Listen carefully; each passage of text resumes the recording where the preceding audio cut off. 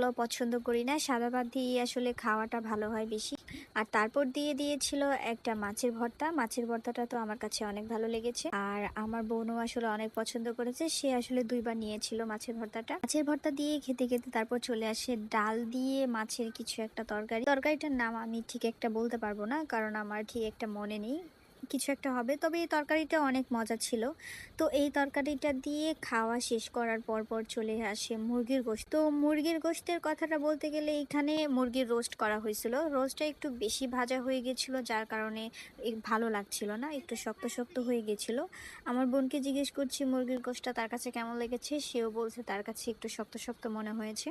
আসলে মুরগির গোশতটা একটু বেশি ভাজা হয়ে গিয়েছিল, যার কারণে খেতে একটু শক্ত শক্ত লাগছিল, বেশি একটা ভালো লাগছিল না। আচ্ছা, যাই হোক। তারপর ছিল গরুর গোশত। তো গরুর গোশতটা আসলে দেখেই অনেক লোভনীয় মনে হচ্ছিল। সত্যি আমি যে এখন ভয়েস ওভার দিচ্ছি, আমার